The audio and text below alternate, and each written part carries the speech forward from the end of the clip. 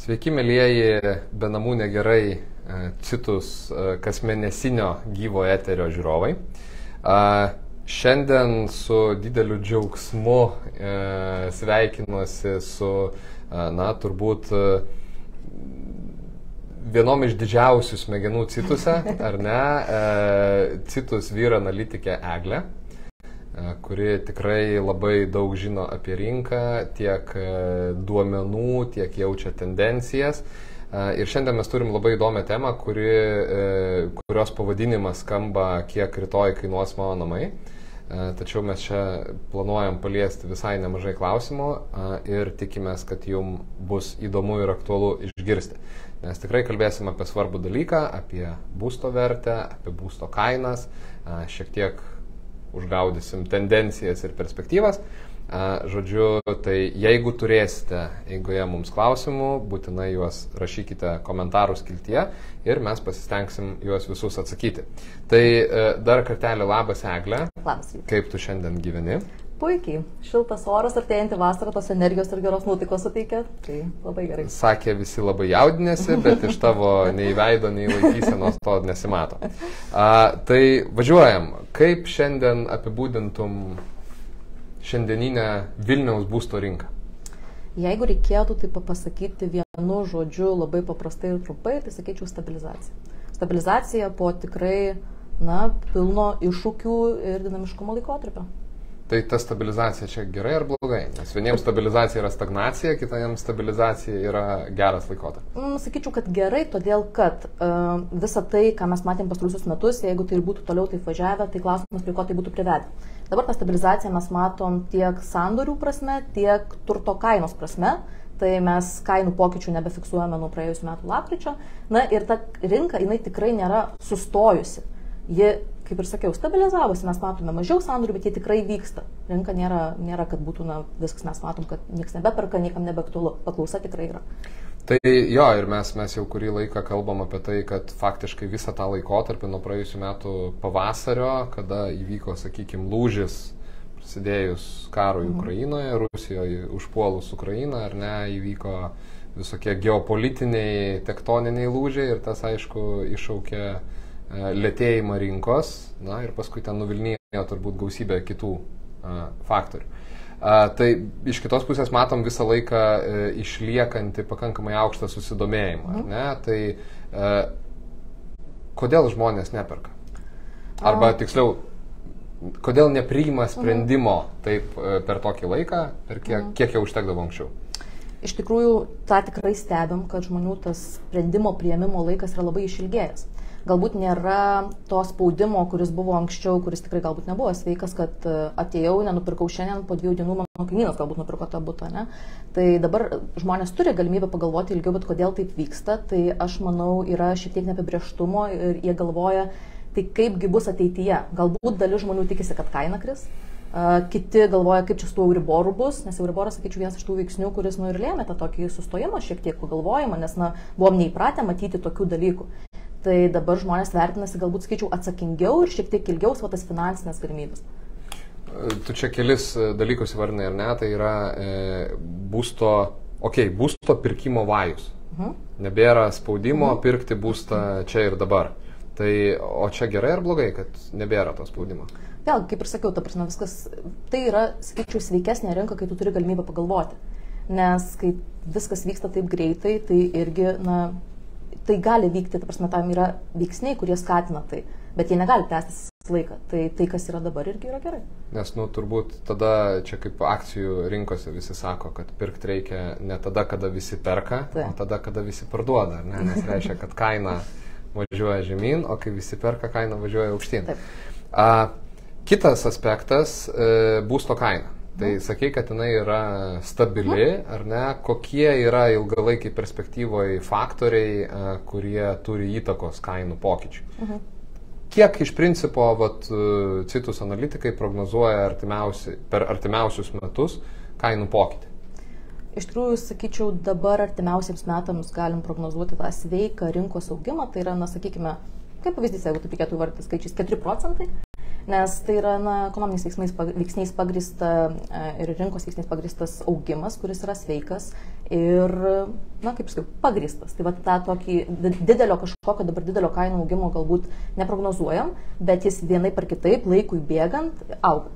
Tai o tas sveikas augimas, minėjai rinkos faktoriai, kas tai per faktoriai? Tai visų pirma, vis tiek paklausa, jinai išlieka tikrai aukšta, darbo užmokestis jis auga ir pagaliau mes pamatėm, kad ir realus darbo užmokestis auga, nes visą laiką kalbėdavom, kad taip, atlyginimai jie kyla, jeigu taip paprastai sakant, bet ir ta infliacija, daug suvalgo tų pinigų, dabar realus darbo užmokestis irgi kyla ir mes matom, kad ateityje Euriboro prognozės irgi yra, kad jos mažės, reiškia, žmogus galės pasimti didesnę paskolą, kaip čia pasakyti, mažesnė išlaidų dalis, paskolai teks mokėti mažesnę dalį ir tai, kad tu gali įsigyti, tavo perkamoji galia tiesiog didėja ir ta paklausa mes dabar ką matom, kad žmonės kaip ir laukia, bet būsto poreikis tai vis dar išlieka, Vilnius yra tikrai augantis miestas, tai žmonėms to būsto tai reikia, jie tiesiog laukia. O kaip tu manai, ko jie sulauks? Nu čia iš principo, žinai, klausimas turbūt apie tai, ar yra šiuo metu objektyviai, iš mūsų perspektyvos žiūrint, ar yra ko laukti. Nes stebim kokius dalykus. Kainos yra stabilios, ar ne? Ir jeigu kiti faktoriai išlieka panašus, kainos neturi pagrindo keistis į kažkurią pusę, nors kiek reikšmingiau. Taip, Euriboras yra šiuo metu pakilęs. Tas yra faktas ir jisai pakilęs yra jau į senai matytas aukštumas. Iš kitos pusės prognozuojamas, kitais metais jau prognozuojamas jo mažėjimas, ar ne? Nes bus suvaldyta infliacija. Tai reiškia, kad ne tik tai paskolos įmoka, tarkim, mėnesinė mažės, bet ir mažėja bendras mūsų arba auga mūsų realiosios pajamos, ar ne? Trečias dalykas, kas yra stebima, kad Vilniuje pasiūla yra išaugusi, nors jinai vis dar pildosi labai iš lėto. Ir kiek aš ten žiūrinėjausi, sakykime, ten kokie Vokietijos banko analitikai kalba apie bendrą fundamentalią pasiūlos, kaip sakyti, krizę visam pasaulyje, ar ne, kad yra trūkumas pasiūlos ant sektoriuje. Tai va šituos dalykus sudėjus, tai kaip dabar tą sprendimą priimti? Ar geras yra laikas dabar galvoti apie būsto įsigijimą arba, nežinau, investiciją į NT ar ne? Iš esmės visą laiką mėgstu sakyti, kad geriausias laikas pirkti tada, kada reikia. Bet jeigu taip kalbant, tavo tas pirminis klausimas buvo, tai kogi žmonės sulauks. Tai šitoje vietoje skaičiu, kad laikas pirkti yra geras, nes aš nemanau, kad yra įmanoma sulaukti kainų kritimo kažkokio didelio, kurio tikis gyventojai, nes čia galim paliesti tą turto pervertinimo temą. Turto pervertinimas dabar yra apie keli procentai, kas yra visiškai, ta prasme, sveika, reiškia, ta vertė jo, ne kaina, bet vertė yra pagrįsta. Jeigu prisimintum 2008 metus, tai turto pervertinimas buvo apie 50%. Taip. Kas ir leido kainoms kristi. Dabar mes matom, kad tai jeigu vertė yra pagrįsta, kokiu pagrindu jinai galėtų kristi. Bet čia turbūt būtent čia turbūt tas svarbus aspektas, tas momentas, kai reikia pasakyti, iš kur tos kainos gali kristi, ar ne? Nes jeigu jos krenta žemiau savikainos, tai reiškia, kad atsiranda rizika griūti visai rinkai. Jeigu griūtų sektorius tokio dydžio kaip NT, tai vadinasi jau bendrai Lietuvos ekonomikoje makroekonominiai rodikliai turėtų kažkaip susivelti ir atrodyti jau labai labai negerai. Tikrai taip. Jeigu tikimės kažkokio didelio kainų kritimo, tai reikia suprasti, kad tada ekonomikai tikrai yra kažkas negerai ir nebus taip, kad vien tik nekilnojamo turto rinka viena kažkokia šaka sujudės. Tai tada atsiranda, ta prasme, vėlgi tas įperkamumas, ar jis pagerės, nes galbūt ir atlyginimai tada mažėtų, galbūt kažkas darbo netektų, bet šitoje vietoje vėlgi dažnai tada klausia, o tai kaip tada, jeigu aš būsiu įsigijęs būstą. Tai bet nepamirškim, kad būstą turint yra ir būsto draudimas, kurį suteikia bankai, o jeigu tu nuomosiesi ir neteksi darbo arba kažkas atsitiks, jeigu kalbam apie tą ekonomikos sugriuvimą, kas tada? Jeigu tu nebemokėsi įmokų, niekas tavęs ten nelaikys. Ar nuomotojas tau išties pagalbos ranką ir tave draus tikėti? Ne. Tai šitoj vietoje mes nemanom, kad taip galėtų būti, bet jau jeigu taip atsitiktų ir ekonomika sugriūtų, tai tikrai nebus taip, kaip žmonės tikisi, kad išlošiu. Žodžiu, tikėtis, kad kainos kris negriūvant visai ekonomikai, neaugant dramatiškai nedarbo ir nekrentant pajamoms, tai turbūt neverta tikėtis. Taip, tikrai.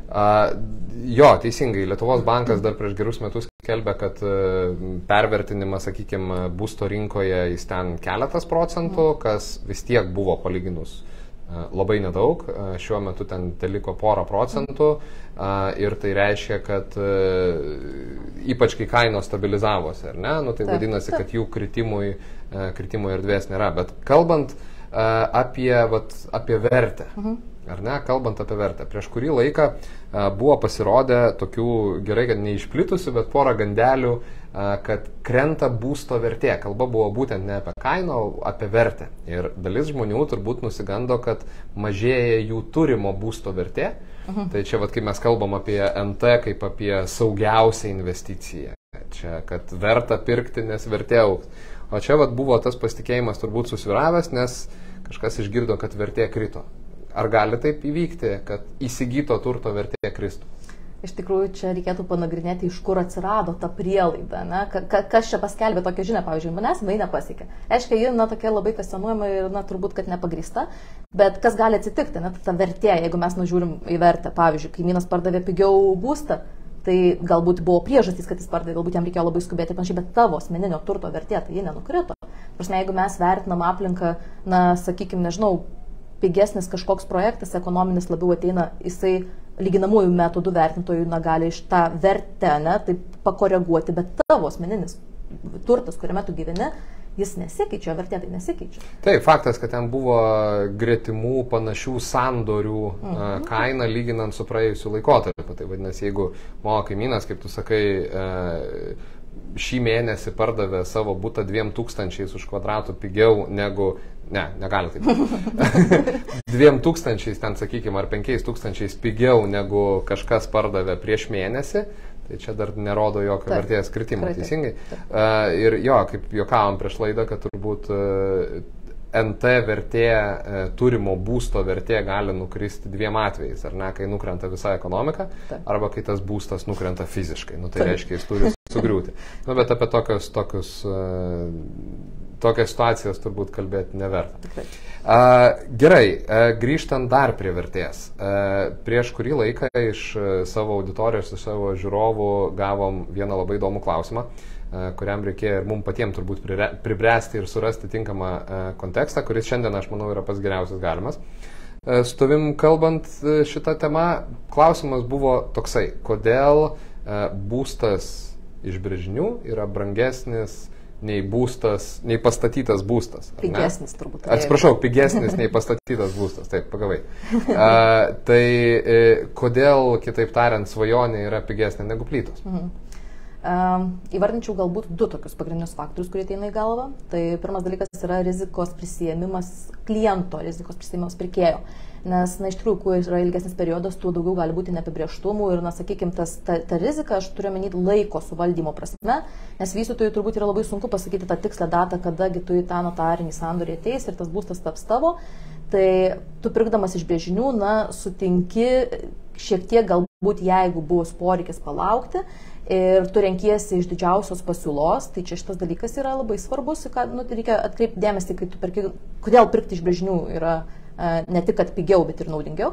Ir galiausiai, kai pastatas jau yra pastatomas, tu gali atvykti fiziškai, matai sukurtą tą vertę, bet būtent tai, ką mes ir kalbam, vertė. Tu matai kokybę, matai vertės, kur tu matai infrastruktūrą aplinkų, kaip kiemai sutvarkyti, kaip viskas padaryta. Ir tau jau yra, tiesiog toks emociškai turbūt irgi dalykas, psichologiškai galvojant, kad vertingesnis dalykas negu kad brėžinys. Ir be abejo, mes ką stebim, kad iš brėžinių perkama yra tikrai nemažai. Kas reiškia, kad ta pasiūla pastatui jau esant pastatytam yra labai maža. Ką reiškia, kai yra maža pasiūla? Tai sąlygoja didesnės kainas. Kaip čia veikia šitam kontekste posakis geriau žvirblis rankoje negu briedis giriai? Tiesioginė prasme turbūt. Taip. Jo, bet čia gal vertėtų auditorijai paaiškinti, mes čia su tuo kiekvieną dieną dirbam ir gerai žinom, kas yra tas, kuo skiriasi tas pirkimas iš brėžinių ir kokia dabar yra situacija. Sakoma, kaip tik šiandien mačiau straipsnį labai vertinamam portale, kur tą žinią reikėtų vertinti taip, kaip jinai ir parašyta, kad maždaug kas trečią būstą šiandien galima jau apžiūrėti. Ar ne? Tai reiškia, kad apie 30% būstų yra pastatyti. Tai čia gerai ar blogai? Iš tikrųjų, dar tas pokytis apie pirkimą iš brėžinių ir pastatytų būstų tai tikrai yra matomas. Jeigu tai paimsim senesnius laikus, nežinau, 2016-2019, turbūt apie 20% buvo perkama iš brėžinių, vėliau matėm 21 metais, kai dar daugiabutis beveik nėra pradėtas statyti, jau pusė jo yra išparduota. Dabar, ką mes fiksuojame, tarkim, 23 metais, tai yra apie 40% vis dar perkama iš brėžinių. Ir šitoje vietoje, kaip ir sakiau, kodėl tai yra gerai, nes tu turi galimybę pasirinkti iš plačiausio sortimento, tai reiškia, kad būstas, kurio tu nori, tai yra plotas, aukštas, kryptis, tai, kas tau atitinka, kad nebeturi rinktis iš likučių. Tai šitoj vietoje tas sprendimas yra svarbus. Ir kitas dalykas, ką galime paliesti, tai jeigu tu dabar perki iš brėžinių, reikia suprasti, kad tu į notarinį sandorį eisi po 2 metų, sakykime, grubiai, kas reiškia, kad infliacija galbūt greičiau, bet, sakykime, vertinkim apie ateinančius įstatymus, kur reikia 100% parduoti būstą, kas irgi užbaigti, kas nukelia tą notarinę sandorio dieną. Ir šitoje vietoje mes turim suprasti, kad infliacija, kaip yra kalbama, bus mažesnė ir euriboras bus mažesnis, tai reiškia tavo perkamoji galia. Dabar tu užsirezervuoji už geriausią kainą, bet kai tavo ateis laikas jį pirkti, tai ta ir įmoka bankui bus mažesnė ir tavo perkamoji galia didesnė. Tai dabar pirkti iš brėžinių, aš sakyčiau, yra geras laikas. Tai čia taip išeina, kad tam tikras atsakymas mąstantiem ir kaip sakyti, nepriimantiem sprendimo ar ieškantiem to atsakymo sprendimui pagrysti, kad pirkti iš brėžinio šiandien realiai apsimoka labiau negu pirkti ne iš brėžinio, pirkti jau pastatytą, nes jeigu tu eini tiesiai į notarinį sandorį, tai tada, vadinasi, tu šiandieninio euriborų moki palūkanas. Gerai, bet ar ta rizika tavo galva, kurią turi prisiimti pirkėjas,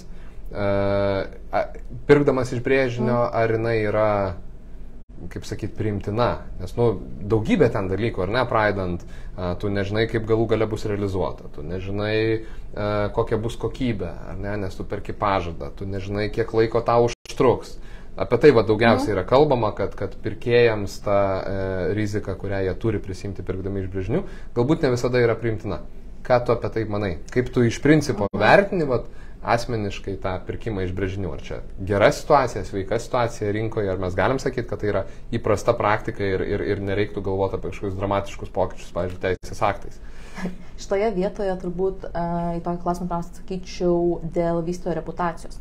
Jeigu tu žinai, pas ką tu pirkai ir kalbė kokybė ir panašiai, taip, bet jeigu vystytojas yra patikimas, o kaip sužinoti, ar jis patikimas, tai turbūt reikėtų namų darbus pasidaryti, tai paskaityti viešojo erdvėje atsiliepimus galbūt klientų, finansinę padėtį pasianalizuoti, kokius projektus yra išvystęs, ką vysto.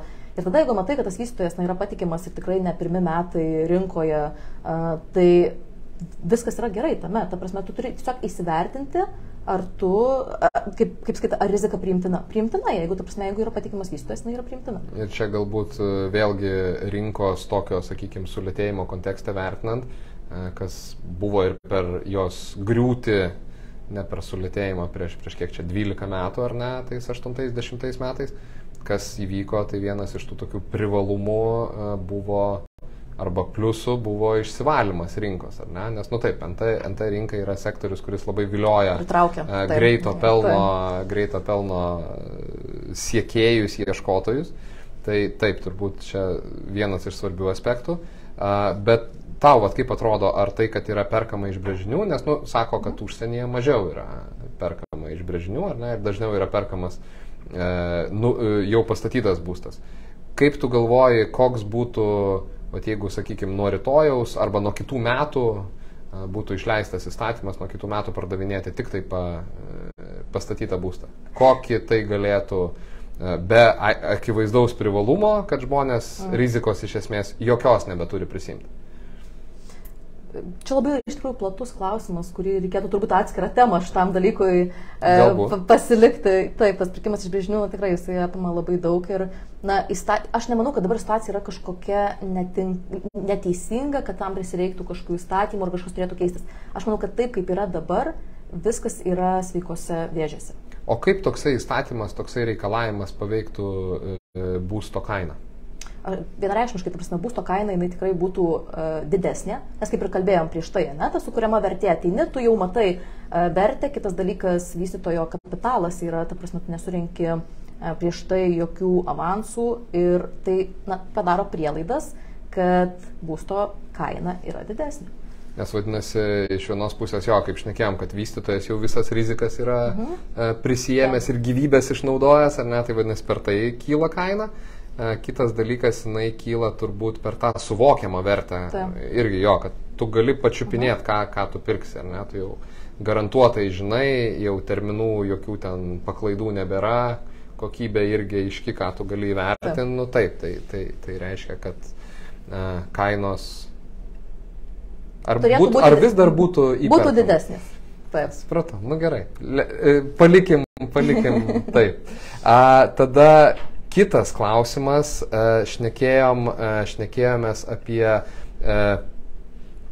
tą įsivaizduojamą, suvokiamą vertę, ar ne? Tai grįžtant prie klausimo, kodėl auga vertė būstą statant, ar yra kažkoks algoritmas, na, sakykime, galbūt ne iš brėžinio labiausiai apsimoka pirkti, o vertinant tą, žinai, rizikos ir kainos santykį, galbūt verta pirkti, pavyzdžiui, pradėjus statybas. Nes, nu, būna atveju, dabar jau turbūt gerokai sumažėja yra rinkoje, kai parduodama dar be statybos leidimo, netgi, ne, kai pats neapibrėžtumas yra pats didžiausias.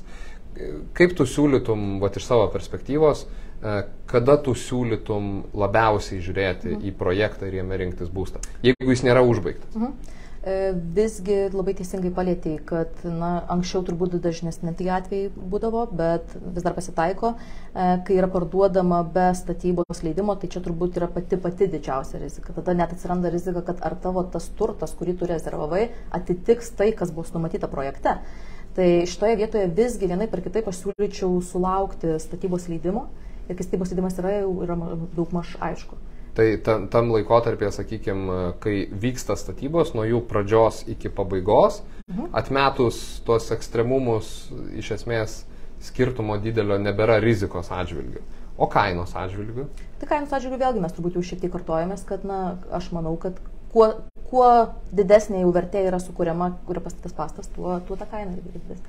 Ok, dar vienas aspektas turto vertės. Location. Yra turbūt kelios kategorijos miesto lokacijų, nes čia irgi visą laiką žmonėm būna labai įdomu. Tai va, jeigu aš dabar, sakykime, perku, galbūt aš neturiu akivaizdaus išreikšto poreikio savo įsigyti būstą, bet aš turiu poreikį, tarkim, įdarbinti savo turimą kapitalą, ar ne? Turiu kažkokių tai santaupų, galbūt indėlius ir taip toliau ir panašiai, kuriuos iki šiol tik infliacija graužia, dabar Euriborui pakilus ir indėlių palūkanos šiek tiek pasitaisė, bet kuriuo atveju. Tai jeigu mes kalbam, žinai, apie tą bandymą gauti didžiausią vertę šiandieną arba didžiausią potencialą ateityje, tai rajonai turbūt yra, iš principo mažiau potencialus ir patrauklus, tada amžinai potencialus ir patrauklus ir tie, tiesiog potencialus su dideliu vertės prieaugiu galimo ateityje. Kaip šiandien Vilnius atrodo šitoje situacijoje? Nes visą laiką kalbam, aišku, kad ten koks nors Žvėrynas, centras, senamiestis, čia tie, kur visą laiką yra didžiausia kaina. Jo, bet čia turbūt reikia kalbėti apie pačią aukščiausią kainą ir šiek tiek mažesnį ateityje prieaugį, nes ten tiesiog nebėra kur pūstis. Tada visi jau ilgą laiką šnekam apie Naujamiestį, apie Šnipiškes, taip, kad va šitie rajonai yra labai augantis, paklausa ten didžiulė, plėtra yra gausi ir ten jeigu įsigysi, tai vadinasi tavo turto vertė ilgainiui labai išauks. Kaip šiandien ta situacija atrodo? Iš tikrųjų, tie mikrorajonai, kuriuos paminėjai, tarkim, Naujamiestis ir Šnipiškės, aš taip mes sakyti išgyvenę savo renesansą, ne? Tai tam tikrų laikų žmonės, kurie įsigijo būstą prieš tom Šnipiškėms, kaip pavyzdys, atsigaunant, tai iš tikrųjų suspėjo į tą traukinį ir išlošė iš to savo sprendimo. Nes čia reikia, kaip čia pasakyti, užuosti, kuri čia ta vieta, ta perspektyvi, apie ką mes ir kalbame. Ne? Tai Šnipiškės ir Naujamiestį aš jau įvardinčiau kaip, išgyvenusias jau savo tą prieaugį, bet vėlgi, yra tam tikrų vietų, kurias mes matom dabar, kuriuose vyksta didžiausia konversija. Kaip pavyzdį galėčiau išskirti Verkius, Žirmūnus, aplink autobusų parko esančią teritoriją.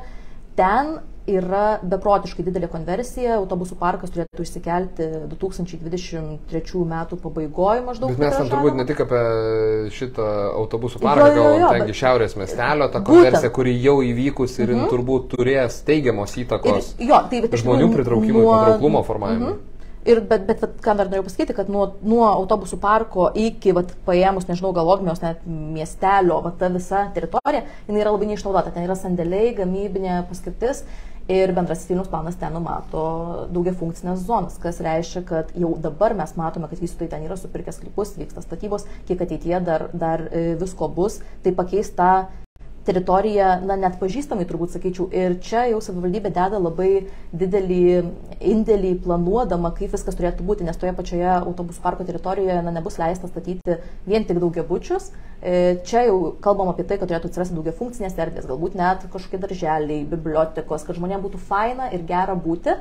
Ir visą tai ir sukuria tokią vertę didesnę, kad ne tik, kad mes iš sandėlio pavirto daugiabutis, yra sukuriama pridėtinė vertė gyventojams. Ir šita vieta, ką aš norėčiau dar išskirti, kad jinai yra iš tikrųjų sąlyginai arti centro, turi visgi gamtos, žmonės dažnai nesutinka, tai nėra gamtos, yra, nes Verkių parkas yra labai, visas miškas yra labai tikrai didelis ir yra visiškai šalia. Tai arti centro, arti gamtos ir išvysta infrastruktūra.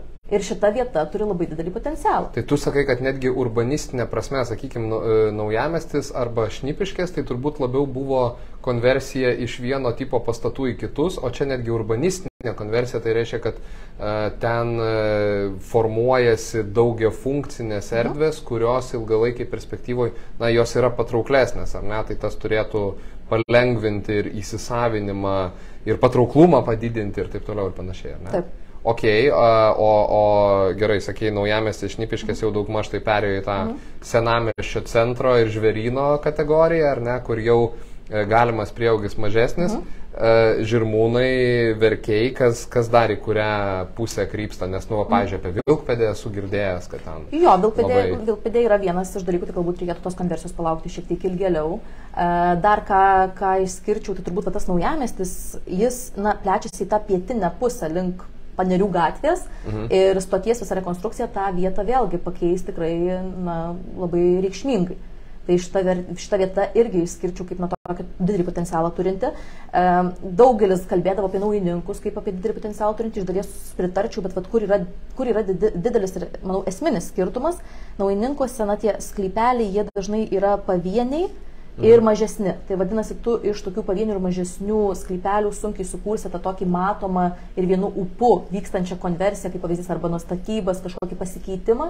Tai tu tarpu tokiuose didelėse teritorijose, kurios yra neišnaudotos ir jas atranda vystytojai, jos pasikeičia, tiesiog visas bendras vaizdas tiesiog paima ir pasikeičia. Iš kitos pusės aš galvoju, kad naujininkai turbūt jie turi kitą privalumą, kad tai yra absoliutus transporto taškas Vilniaus, mazgas. Nėra daugiau transporto infrastruktūros visam Vilniuje didesnio negu ten. Antras dalykas, vėlgi, artumas iki centro, iki senamiesčio, sakykime, ar ne, iki centro turbūt visai panašiai kaip nuo Žirmūnų gautųsi, bet senamiestis, kur apie centrą galvodami, vis tiek galvojam turbūt apie senamiestį, ar ne, o ne geografinį Vilniaus centrą, tai ten yra dar arčiau. Tikrai taip, aš sakau, vertės prieaugis jis taip, tik tai, kad galbūt sunkiau pasiekiamas. Sunkiau, kad kad iš karto viskas. Dar viena teritorija, kurią galbūt galėčiau įvardyti, tai prie Litexpo tikrai vyks didelis pasikeitimas. Du stambus vystytojai yra nemažai tų sklypų supirkę, ten tikrai irgi bus, irgi didžiulė šalia arterijų transporto, vadinasi, infrastruktūra ten yra labai palanki, ar ne? Vėlgi, daug gamtos nenuneiksi. Taip. Ok, tai čia dar viena iš tų vietų, kur verta dairytis. Gerai, tai pabandom, kadangi jau senka mūsų laikas, pabandom apibendrinti. Tai rinkoje situacija šiuo metu yra stabili. Aš pabandysiu kaip mokinukas egzaminą žodžiu laikydamas pakartot, ką tu sakėjo, tu pataisyk arba paneik. Tai rinkoje situacija yra stabili. Tai reiškia, kad kainos yra stabilios, paklausa nesukuria, sakykime, papildomų spaudimo kainoms ir pasiūlai. Teisingai?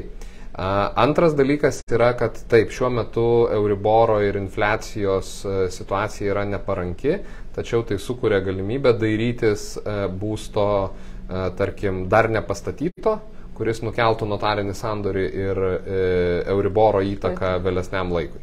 Dar vienas aspektas, turbūt pats iš principo, kad šiuo metu paklausa yra sumažėjusi, tai reiškia, kad pirkimas šiuo metu nebūtų pirkimas iš reikalo ir dėl to, kad didėja spaudimas, ar ne, kainom ten ir visiems kitiem dalykam. pakankamai yra pasiūla, iš lėto labai, bet auganti. Ir jeigu būtų galimybė ir noras įsigyti būstą savo arba būstą investicijai, papildomai dairytis reikėtų Žirmūnai Verkiai, tas visas gabalas, ar ne, kas tenais yra Ozo, Kareivių, Verkių, Kalvarijų, Lakūnų, ten ir panašiai gatvės, ar ne? Tada yra Vilkpėdė minėta, Savanorių geležinio vilko dalis link Vingio parko ir ten turbūt dar apima ir kitos gatvės link Lazdinėlių ir panašiai. Naujamiesčio pakraštys pietinis stoties rajonas Naujininkai. Nu ir paskutinis dalykas, galim nuraminti, kad kainom kristi erdvės nėra, juo labiau to nėra, erdvės nėra kristi vertai. Būtent. Egzaminas išlaikytas puikiai. Super. Tai ačiū tau labai, Egle. Jeigu publika turės klausimų, juos visą laiką galite parašyti, mums atsiųsti visais mūsų kanalais. Na, o mes lauksime jūsų jau po mėnesio su nauja tema. Ačiū ir viso. Ačiū.